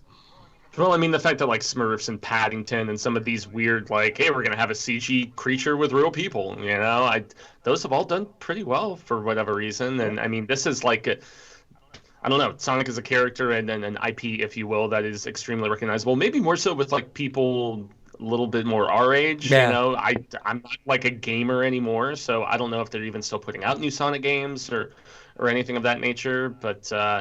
Yeah, I mean, it'll probably be more so like parents who used to play the Genesis taking their kids and, you know, enjoy it like that. Well, yeah, it's a big, colorful cartoon character. I mean, even if the kids don't know what it is, it shouldn't be that hard to sell. Yeah. Anybody remember the Sonic cartoons from the 90s? There was two. Oh, yes. They used to come on at like 6 a.m. when I was over in Jersey. They used to play it right before I went to school. I used to always watch it.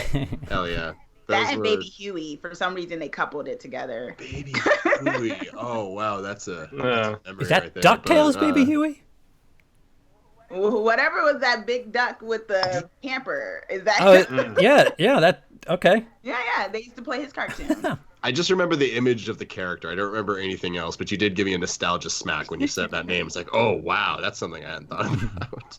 I'm just wondering if we're going to get some Tails or Knuckles or any of those other characters, or if we're going to kind of hold back a little bit. Hope if this one performs well enough, they start throwing them in sequels. But who knows? I think they're going to come in towards the end, something like that. So just to open, I think it's going to get a sequel. I have hope. I felt like I saw the community come together when they redesigned it, whatever community that is. The echo chamber on Twitter, everyone was just like, look, you guys complained enough. Now you have to go support this movie. You know, we'll see if I feel like some of those people that complained probably weren't going to watch it anyway, and that's usually the way too. But the troubling thoughts that I have about it are similar to Mario Brothers, but only for like how they're going to tell the story, because the Mario Brothers movie, they went in a weird direction. Like as far as adapting a game, that film that we got in '93 or whatever, that isn't really representative of what's in the game. So what I'm thinking of is, I know Sonic, he runs around and gets rings and then he jumps on TV sets to whatever. So how are they going to, what is the relevance? Is it just the video game character that they're dropping in with the villain? Or, you know, are rings going to be a part of this movie? I feel like he's an alien, right? Isn't he an alien? Is he? I think so. Yeah, I think that's how they're playing it. Okay. That he's not like just a hedgehog that suddenly can talk. Right. Okay. I think I've seen something in the trailer about like the rings like make portals or something like that. Maybe I'm extrapolating too much from like a quick shot. But I think the rings are being a plot point of some kind. So that's where I get cautiously skeptic. It's just a weird thing to put in a story or you know a narrative. In a video game it makes sense. Yeah, it still feels more in the spirit of the games, in all honesty. I mean, that's like I still remember watching Super Mario Brothers, and I'm like, okay, Hoskins is in it. Am I watching Brazil? Like, what is this movie, man? I mean, this feels a little more in line with the property. So Yeah, I mean, and I don't know if that's I don't know if that's good or bad. yeah, I could go either way. Right. So on to news. Yesterday on the red carpet, Ryan Johnson announced that we're getting Knives Out 2. Yes, officially greenlit, which is cool. And I love how Laura Dern got an Oscar last night, and and Ryan Johnson announced that. So for all the Last Jedi haters, sorry guys. Yeah. Everybody's doing fine without you. Yeah. How do we feel about this? Stoked. Yeah. Super stoked, man. I mean, the only returning character from the report that was out today Daniel on Deadline is going to be the fact that Daniel Craig, but a completely new mystery scenario, family or whatever, cast of characters, and I'm totally for that, man. Just throw him like fish out of water into a different situation, maybe a completely different area of the country, put him in the South, or put him, I don't know, it's like Wild West here, somewhere in the desert or something. I don't know. I'm all for it, and it was like Ryan Johnson. He succeeds the best where he's kind of working, in my estimation. No offense needed for Last Jedi apologists and stuff like that, but I just feel like he succeeds the best when he's telling his own stories as opposed to like playing in somebody else's pond. I mean, whether it's Looper, whether it's Brick. I love Brick, and that was where he kind of showed that he likes telling these kind of noir-y kind of stuff and like mysteries, crime drama, so to speak. I mean, this was definitely more on the comedic side, but I love the whimsy of it, and just Craig's portrayal. It was one of my favorite characters on screen this past year. Razor I mean, yeah. like fast track that film, man. I'm assuming they're probably going to try to get at it in the next like 9 months to a year. So don't rush too forward, much. Yeah. We don't want to Black Christmas this. Chauncey, what are your thoughts on Knives Out? Or how'd you feel about the first one? Because we never spoke to you about that. And Yeah, no, I think it's great that it's getting a sequel. Because for one, it's like this original story. And in such of a time of so many reboots and, franchise, just all types of stuff. It's nice to see an original film kind of do as well as it has, and people still wanting to go see it even as it's been out for weeks and stuff. So I think it tells well for original storytelling. It's a victory for that in that regard. And I know I heard someone say they hope that in each new movie, because I guess they're hoping it'll be a franchise, that Daniel Craig gives a different accent each time. like they just change his accent every one. I think Ryan Johnson, he actually said, I'm not opposed to that. He actually tweeted that he's not opposed to doing that. That might actually be quite fun. Amazing. Oh, that'd be so amazing. Yeah. If he's just trying to like throw people off constantly by speaking a completely different vernacular and inflection and stuff, that could be dope. Actually, I actually want that. Now, if it doesn't happen, I'll be sad. We got any other? And just for the record, Knives Out is still in the top 10. Still doing Wow. We're still going to see. Just throwing that out there. Still top 10. I think that's coming out on home media soon. Next week, 2 weeks from now. It's due on VOD and Blu-ray and stuff relatively soon. I hope so. That'd be very cool. Fuego, we got any large topics to discuss before we shut her down? Fuego? Not an immense amount this past week, unfortunately, man. I mean, Oscar ratings being the lowest in who knows how long, like just a little over 20 million. So that was something. We also talked about Knives Out. How about Sam Raimi possibly directing this Doctor Strange sequel? It's nothing confirmed as of yet. I think it was either THR or Deadline that broke the report initially. He's in talks, so there's nothing like set in stone as of yet. I was really disappointed when Scott Derrickson left the project over creative differences, because as far as like, the later Marvel films that entailed characters that I wasn't that familiar with, like Ant-Man and like Doctor Strange were really my two favorites aside from, I guess Guardians and everybody else, obviously. But bringing on a name of his esteem for a project like this where it's supposedly horror-centric leaning and everything, I mean, I don't know. I'm quite stoked about the possibility. It's going through a rewrite with Loki Disney Plus series Scribe right now, and yeah, I don't know. Sam Raimi directing another superhero movie though. What do you guys think? So we talked about this. Gimme. Yeah, we talked about this yesterday on Cody's channel, and it is supposed to be a multiverse, right?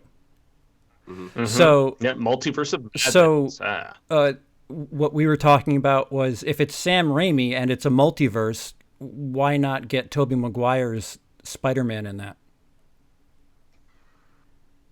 Oh my God, that'd be such a cool. What if they then did like Spider-Verse too? That'd be very cool. Yeah. Yeah, he's still my favorite Spider-Man too. Yeah.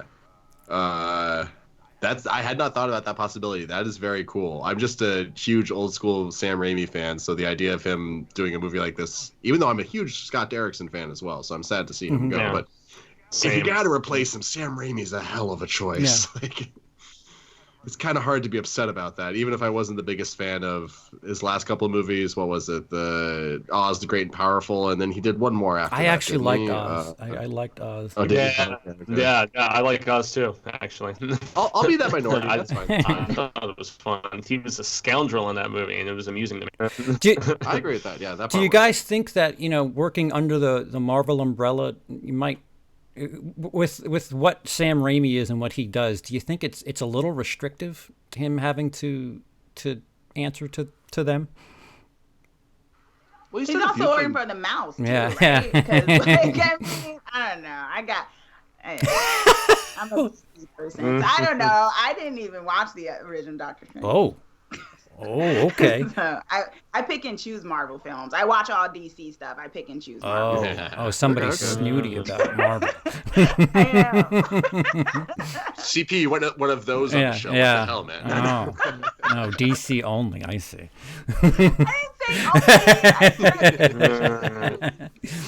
No, you're fine. You're totally. I'm just being a dick. Don't worry. So there was a trailer last week for Spiral. Have we all seen it? Oh, I forgot to see that. Yeah, how was it? It was good. It's like less horror-y than I was anticipating, honestly. I mean, it seems much more on the like cop procedural side of things, but honestly, I was digging Chris Rock playing serious, man. Mm-hmm. I was really digging the hell out of that. And of course, you've got Samuel L., dropping a MF bomb in there in the trailer, which was great, But I mean, the fact that they're marketing it as Spiral from the Book of Saw, Book of Saw or whatever, that's where it just makes me wonder if it's gonna hurt the process. Kind of like Bumblebee, kind of like so many of these like big time IPs that decided to use a different title as opposed to really putting their brand, forward. I don't think so in this case. Because Saw has never leaned on any of its star power. This is Chris Rock and Samuel L. Jackson. Like, those names can sell tickets. You don't need to, the Saw brand isn't something that you need to bring asses into the seats. You got these two stars that will do that. Tom Cruise in insert thing here. People still went to watch The Mummy with Tom Cruise. Yeah. That's true. Yeah. Well, not many people right. did. But It still didn't. Well, yeah. Or maybe that's a bad example, but yeah, I am disappointed that I did to clarify. I don't think Saw needs its franchise name to sell itself here. I don't know, Chauncey. What do you think? Mm-hmm. I agree. I think because I think there's going to be a strong sentiment of people wanting to see, what it's about, and I think for a lot of people with the Saw franchise as it went on, I think this is kind of a breath of fresh air in it for many people. Just kind of, I like the cop procedurals a lot of times, so I'm digging that they're taking this kind of angle with it, and I think it might help. I think it'll help the franchise, or maybe people will revisit the previous ones to see if you kind of fell out of love with it after a bit and whatnot. So, and I just like the new take. I mean, I was a little skeptical when I heard that Chris Rock had bought the franchise, and I was just like, okay, and I thought why, but I got where he was coming from, because he was like, this horror thing is, lucrative. Maybe I can get into it and whatnot. And so, but at first I was like, well, what's he gonna bring to it necessarily? So I'm glad that, you know, I was surprised in just the angle that it was. I wasn't expecting that. So I'm more hopeful about it. Yeah, I was happy to see like color in the trailer. Like Saw's the one thing I think about Saw the franchise is everything looks so green. Like everything's just got that weird green. Green. Yeah, just weirdly lit, and it was just nice to see yellows and I think there was a shot of a church, and it was just like, oh look, yellows and reds in a Saw movie. I do like that. I think that because we brought up Bumblebee, because it's Spiral from the Book of Saw, so you still have Saw in the title there. I think it'll. I mean, who knows? Maybe that's too far deep. But like, how many words into the title is it before you get to Saw? That might be too far. And the doll is different too. I don't know if you guys caught that. Oh, is it? I don't know. That there's this one shot, and it's so tiny where they're looking down this like alleyway, and there's this doll that definitely doesn't look like the thing with the red spirals on the cheeks. Yeah. So what did you guys think of the last? Go ahead. I was just going to contend that, the fact that like he actually approached them with his pitch. You know, he was just like, okay, we should make another one of these. I know Jigsaw underperformed, unfortunately. That was one that they thought after, years away from the franchise, people were going to be just totally stoked for. Didn't really do the kind of money they were hoping. And, just to get a different take, a different perspective and stuff like that. I mean, I'm much more curious about this than I was Jigsaw, which came out a couple of years ago. So I kind of like Jigsaw too. I do too. I mean, it wasn't amazing, but like I've only seen the first 3 of the original Saw movies, because then the third one they kill him. I'm like, how do you continue from here? So I never bothered seeing 4 through 8 or if you watch the Saw 3D and then watch Jigsaw feels like Citizen Kane compared to Saw 7 or whatever it was. Yeah, I mean, it's not fantastic. It's just in contrast to the last thing we had from the Saw franchise. It was like, oh well, more of the same, but at least it's not horrible. Well, there was a simplicity, or I mean, simplicity is not the right word because the traps have all gotten ridiculous. But I felt like they were simpler in this one than I remember them being. And so, like, just there's grain falling on you and you're trapped, and then like sharp things are falling. Like, that's just gravity. That's so simple. Like, there's no crazy contraptions or anything. I mean, and this one looks like it's, because I did kind of just watch the trailer. Maybe it's going to kind of get back to that. I mean, it was with the sound off, obviously, but who knows? Maybe with the sound is completely different. But if it's simple traps, I'm in. Because, I mean, the one thing about Jigsaw I didn't like was when, like, the laser trap, like, melted the guy's head. That was a little much. I think where movies like Saw, movies like Final Destination really succeed is getting you, the audience member, to put yourself in the person's shoes and what would I do in this situation? Because it's a bit of a I don't know, it's a niche genre of film. So the story, like with stuff like this, the story doesn't have to be incredibly strong as long as the gags are intuitive enough, I guess is what I would say. Well, cleverness covers up so much. Like, if you really think about the twist in the original Saw, it doesn't make sense, but it's so good when you see it in visceral and it hits you, and it's like, oh god, he just laid there for 3 days. Like, but again, he laid there for 3 days. That doesn't make sense, but it's such a good twist. I was gonna say, Saw 2 still has the most unsettling scene I've possibly ever seen in a film, and that's with all the syringes, where that made me cringe more so than maybe anything I have ever seen on screen. My God, it's so disgusting. To this day, I have to look away when I get shots. I'm that 30. I can't do it. So.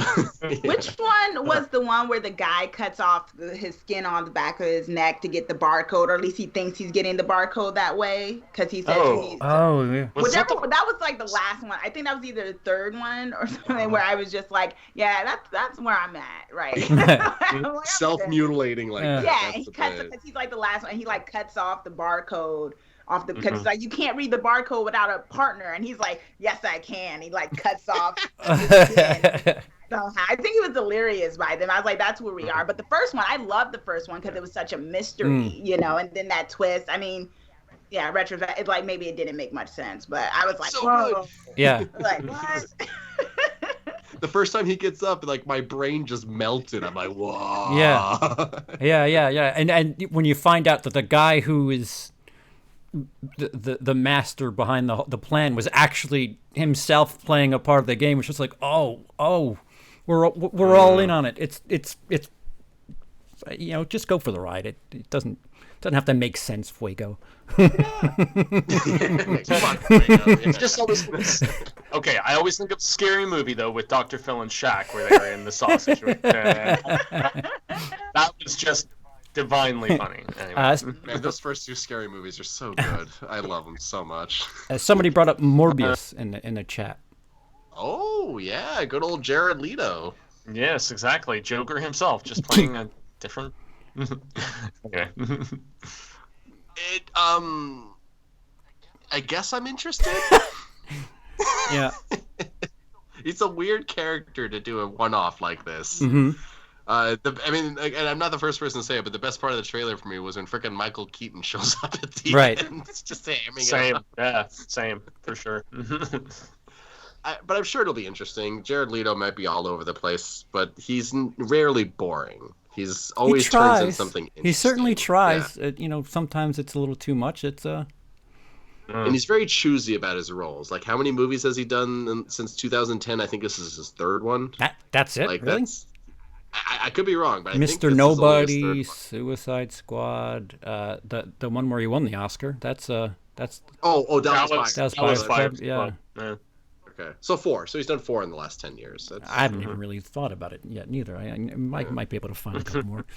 Yeah. It's interesting because Morbius was originally supposed to be the main antagonist in the second Blade film with Wesley Snipes, and he was going to be in a post-credits sequence. They filmed it and everything, and then they scrapped the idea when they brought on Guillermo del Toro to do the sequel. They changed everything significantly. But he's the living vampire. It's just funny because his character is so rooted in the comic code of the fact that they were trying to just kind of defang and declaw things a little bit, and my basis of knowledge for him is really the Spider-Man animated series, and that's about it. I don't really know very much else beyond that. So he drains the blood through those things in his hands. Like, that was my. So as the comic ignoramus here, what you said Spider-Man, and is that the universe that this guy is from, or is it Marvel? Mm-hmm. I mean, because you said Marvel, Blade and Spider-Man, and those are two totally different things for my brain to process. It's Spider-Man. Yeah, I mean, they're both Marvel, and oh, who's producing it? He's one of those. Sorry. No. Who's producing it? Is it Sony? Oh, Sony.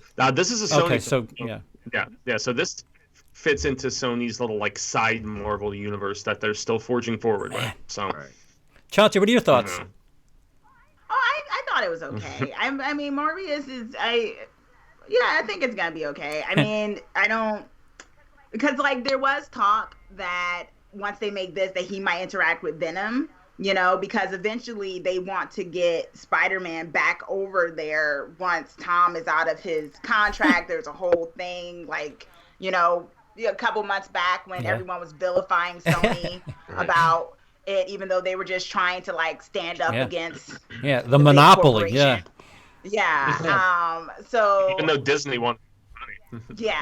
And so I mean, I appreciate what they're doing and building with what they can get their hands on. The trailer looked interesting. Even if I didn't know him as a character, I'd probably still be interested. The hand thing kind of throws me off, but I know that's the comic, So they just look like little sucking things. Kind of there's a scene in Nightmare on Elm Street where he does that with the warriors. With the arms, and that's all I can think of. So it's throwing me off a little bit, but other than that, I'll watch it. Oh, but it's Marvel. I pick and choose. I'll watch that. I love Venom. Okay. Everyone was ragging on it. I was like, this was a great movie. I loved it. So I kind of pick. I don't know. I pick and choose. Okay. I cannot wait for Venom's sequel. I cannot. I want Carnage so bad. Well, they teased that at the end, right? Yeah. Yeah. and that comes out this year too. I mean, Andy Serkis directing. I think that's got another October release, if I'm not mistaken. So I mean, yeah, Sony is forging forward, as I said, with that whole like little pocket universe of theirs. Yeah, got to root for the little I guy. appreciate that. Yeah. Wait, is that really coming out this year? I had not heard Any about other that. news? Yeah. Yep, Venom 2 and Morbius. Double down. Whoa, crazy. Okay. Yeah. Sony's finally trying to get that Sinister Six together, I guess. It only took them 8 years. Yeah, I was gonna say they've had Drew Goddard like just sitting in the wings with his script for a long time at this particular point. So who knows? Uh, Yeah, 2020, Andy Serkis. I can't believe I didn't know that was a thing. That's so funny. do we have any other news to discuss before we? I had no idea that Venom was coming out this year. That was That's breaking news. So I have to say, guys, especially with the fact that it's now the Best Picture winner. Oh. They announced Mark Ruffalo as the lead in this HBO reimagining of Parasite. Do we need an American version of Parasite?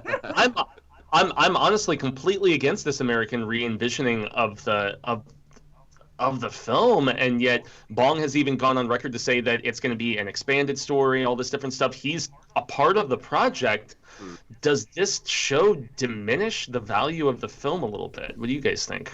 If it's coming out this close to the movie, that's a little weird. Let it breathe a little bit, I'd say. But also, I don't know if I would support it even if they did let it breathe a little bit. Like that Snowpiercer movie. That was supposed to come out how long ago? And I think we're finally getting it this year. Like, I don't know. Sometimes just let something be Korean. It doesn't always have to be Americanized.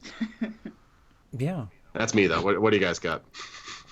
I agree. I think it's a little weird, this idea. I saw articles floating around where people were like, why do you need a remake of something that's... I mean, I know it's not a remake, and it's funny enough, I was just watching Jay and Silent Bob Reboot, or whatever it's called, like yesterday, and they were talking about the difference between a remake and a reboot and all the things that go wrong with it. But it's just like, I just feel like it goes back to that weird, I don't want to say xenophobia, but this weird idea that American audiences can't take in this film as is, but it's already shown that we can. So, right. Why it needs to be Americanized necessarily, even if it's going to be expanded. I appreciate the fact that like he's involved in it though. Mm-hmm. Yeah. They didn't cut him out of it necessarily.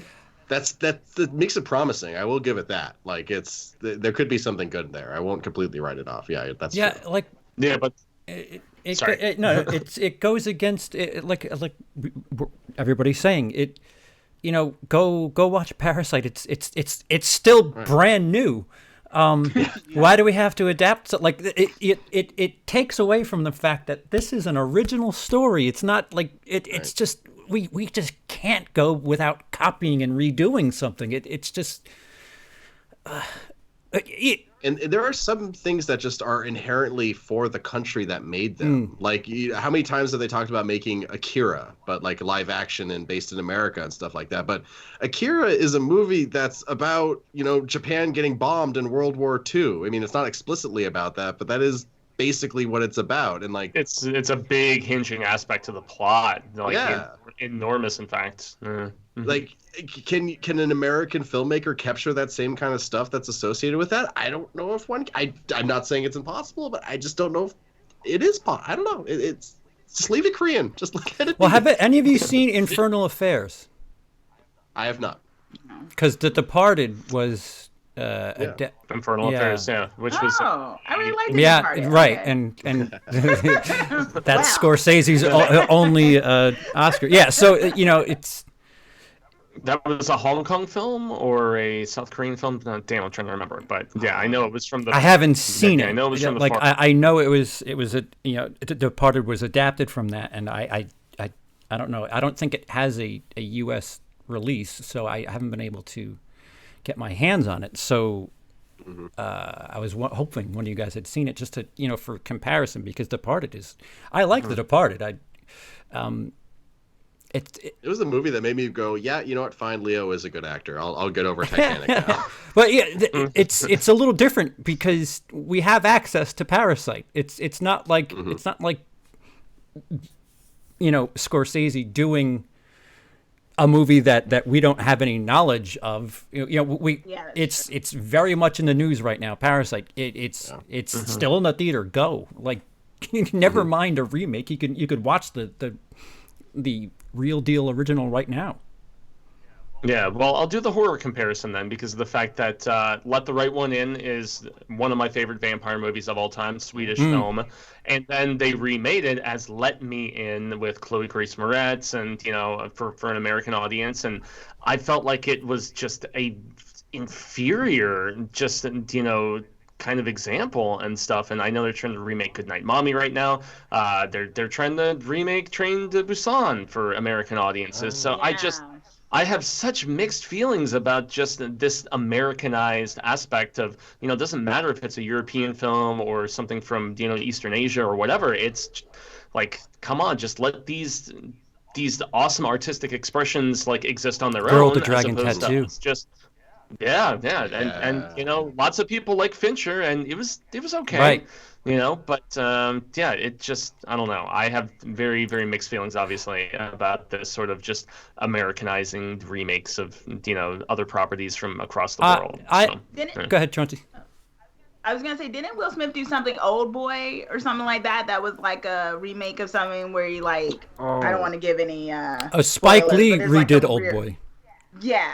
Yeah. And I heard that was decent. Oh. But I also heard it didn't, yeah. There were just certain things where it's like, what? If you don't know the original Old Boy, watch the original Old Boy. That's incredible. That's part of a trilogy that I just recently watched a couple of weeks ago. It's funny that you brought that up. That is fantastic. I am completely sympathetic to somebody who doesn't want to read.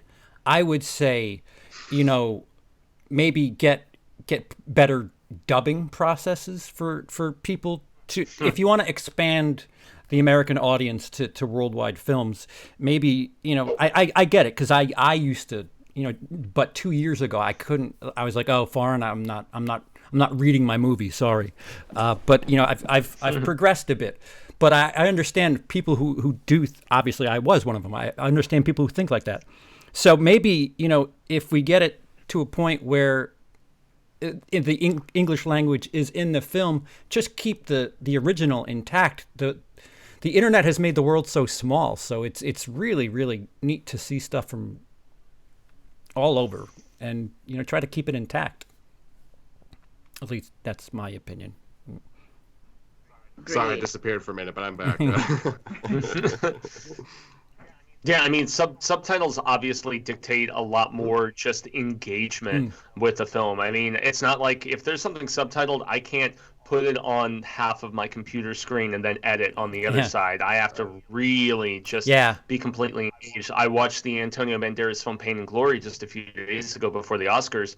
That's an awesome movie. Really, really good. And yet I got sidetracked as I was, trying to work on other things, and I'm trying to pay attention, and I'm just like, no, I can't multitask. I have to give this film like the entirety of my attention. And especially with all of us who soak up so much popular culture, whether it's film, television, whatever, certain things, and if it's not our natural language, it dictates more just concentration, I guess. And so that's a good thing in some way. I love Raw, the French film.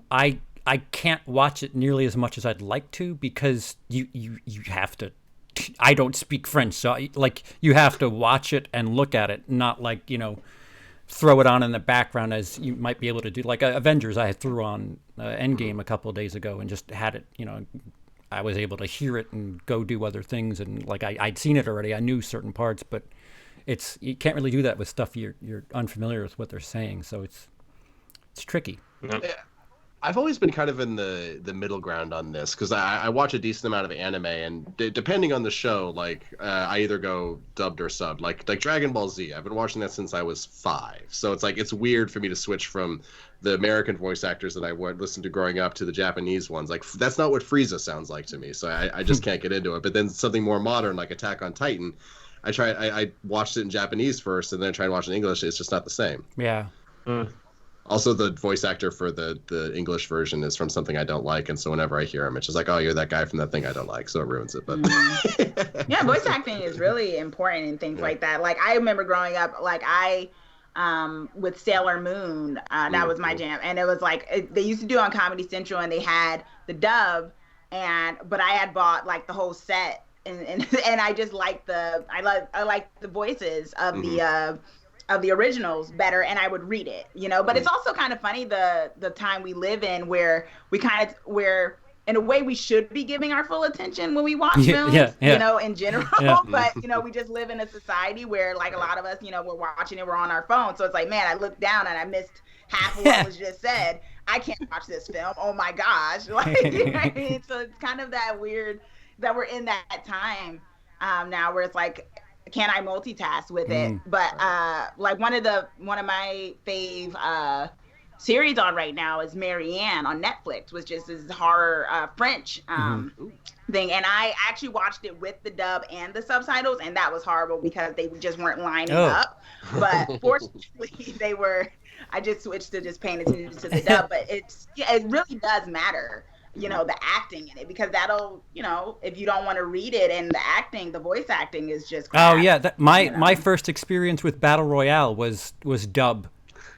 No. Yeah. And then when I went back and watched it subtitles, I was like, oh my God, the voices are horrible. The dub is atrocious. I could never imagine doing the dub, someone dubbing Beat Takeshi. Like, that guy, how do you beat that? The teacher in Battle Royale. That guy is just so iconic. When they put the girl on the TV when she's explaining, like, what the rules are, like, it's just so over the top and weird and weird. They need to perfect it. Yeah. No. Yeah. That's actually like now we're getting into all kinds of things, because you want it when you translate it. You want to translate into something that kind of makes it look like it's coming out of the mouth of the person that's saying it. So that kind match of the emotions. Yeah. I mean, I'm not like defending a performance where someone just completely phones it in, but it's complicated. It is. Well, that should do it for this week.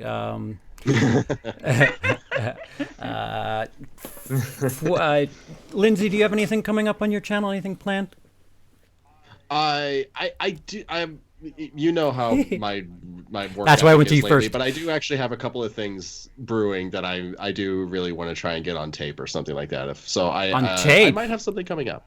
I mean. It's just a record something on the reel to reel over there. Yes, I'm working on my acting reel, and I will be putting it on my YouTube channel for everyone to enjoy. I'll get a recording. Usually, if I get something in the can, then it's like, okay, I have to do it. I've got the audio recording. Let's just go and do it. So if I can get that done, I'll get the rest of it. Yeah, get on that content creation. Yeah, and everyone's been very supportive, actually. As I was hosting the last 2 weeks on my channel, everyone kept posting on all my old videos saying, like, hey, dude, you need to make more stuff. And that's kind of the reason that kind of made me want to... Yeah. So I'm get on that, Lindsey. Thank you. Fuego. Thank you for the support. I love you. Much love, even you, Chauncey. You seem pretty cool. Thank you. I agree with you. I'm glad you agree. Fuego. Yeah, well, over the course of this past weekend, we did lock and key coverage like crazy. We did a review of the first comic. We did both a non-spoiler and spoiler review for the Horror Show channel. This upcoming week, I know Cecil and I will likely go and review Fantasy Island, and I'll probably go review Sonic. I filmed something for that third episode of Picard. Kind of losing interest in that show at this particular point, unfortunately. No. It's kind of getting to that. It's kind of getting to that point for me, regrettably. But yeah, I mean, now that the new film year has kind of commenced, post Oscars and everything, and yeah, I've got some fun stuff up my sleeve. That's awesome. Chauncey. Well, first of all, tell us about your channel, because I don't have that, and I haven't worked on the borders yet, so I don't have your channel names. But just tell us about your YouTube channel and where people can find you and stuff, and then just tell us what you have. Yeah, well, it's Twisted Woman CKR. I posted 2 videos like about 2 weeks ago. I got a little sporadic like over the holidays, so I'm kind of getting back into doing more video reviews, because I do both. I do written article reviews and then also video reviews. So sometimes the written article ones take a bit longer for me. Like I did a Birds of Prey one that people can find on Rotten Tomatoes, and I have one for Emma that's coming out February 21st that people can also find there. it should be published tomorrow when it goes up. But in terms of the YouTube channel, I finally saw. I'm kind of behind. I'm like catching up with stuff. I finally saw The Fanatic. I know I'm Wow, really late, okay. and I talk about it.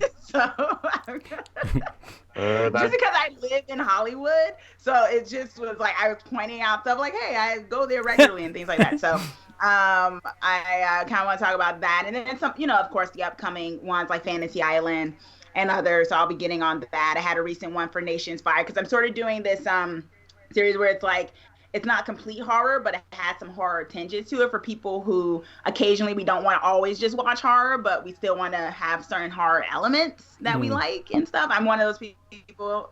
So I'm doing a few more of those overall. And I have some longer projects like coming out towards the summer. Well, one in particular, the remake of The Stepdaddy. I'm going to be in that movie. So. Oh, wow. That's awesome. Yeah, coming out towards the summer. Oh my God! Yeah, it's very fun. So cool. Yeah, have more on that for people when I start. When I can talk about it a bit more. It's with Vincent M. Ward from people might know him from The Walking Dead. He played Oscar a few seasons back, so he's the lead. He's a stepdaddy. So yeah, I've tapped out. Cool. Can't wait to see it. Heck yeah. Awesome, and thank you for joining us, Chauncey. Yeah, thanks for having me. Yeah, it was a pleasure. And so for those of you here, you saw a teaser for my series that I'll have a prologue up. I think before next week's episode of Show Business. It's a series about a book that I'm reading, best movie year ever, and it's all about 1999. And I'm gonna focus on. I was gonna do quarters every season, but I think I'm gonna do month by month, January, February. March all the way through December of 1999, and I'm going to get as many YouTube friends as possible joining in and telling stories, and it's going to be a bit more than reviews. It's going to be personal experiences and why 1999 is such an important year for film and what it means to certain people. And like I said, the prologue, movies are important. 1999 especially is really important to me because it's the first year I started working full-time at a movie theater, and it's where my love for movies started. So I figured I'll open with that and let you guys in on some personal aspects about me and my love for movies and why 1999 is important. And we'll hear from other people throughout the series about various movies that came out in 1999, and also the Old Boy review should be out by this time next week. Other than that, we'll be here talking about what a great success Sonic the Hedgehog was. And thanks for joining us. Thanks everybody in the chat. Thank you again, Aaron, for the super chat. And we will see you guys next week.